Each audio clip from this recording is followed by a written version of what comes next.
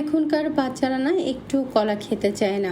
বাচ্চাদেরকে বারবার বলি যে বাবা তোমরা কলা খাও, দেখা যায় যে আমার বাচ্চারা না ওটাও কলা খেতে চায় না। আর আমার বড় ছেলে বলে আম্মু কলা দিয়ে যদি কোনো কিছু বানিয়ে দিতে পারো বা কেক বানিয়ে দিতে পারো তাহলে খাবো।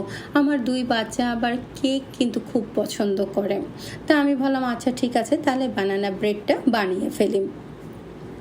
বানানা ব্রেড বানানো কিন্তু অনেক ইজি। এখানে আমি 3/4 কাপের মতো বাটারে নিয়ে 2টা কলা নিয়ে ভালোভাবে বিট করে তাতে আমি 1 কাপের মতো চিনি দিয়ে দিয়েছি।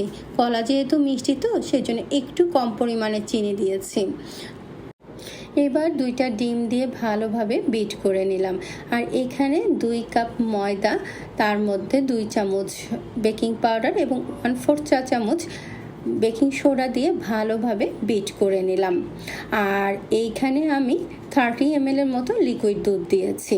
আর এখানে না সবাই সিনামেন পাউডারটা ইউজ করে, আমি আর এটা ইউজ করিনি, কারণ আমার দুই ছেলে এটা মোটেও পছন্দ করে না।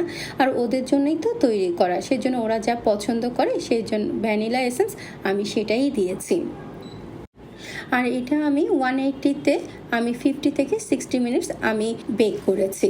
আমি যখন কেক বানাই আমার কেকটা কিন্তু মানে একদিনও যায় না।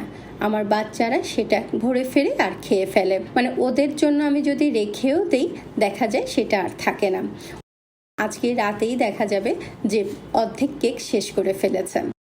বাচ্চারা বলেছে কালকে ওরা টিফিনে এই কেক নিয়ে যাবে। তা আমি ভাবলাম যে তাহলে ঠিক আছে, আর গরম গরম কেক আমি বললাম তোমরাও এখন একটু খেয়ে নাও বিকেলের নাস্তা হিসাবে।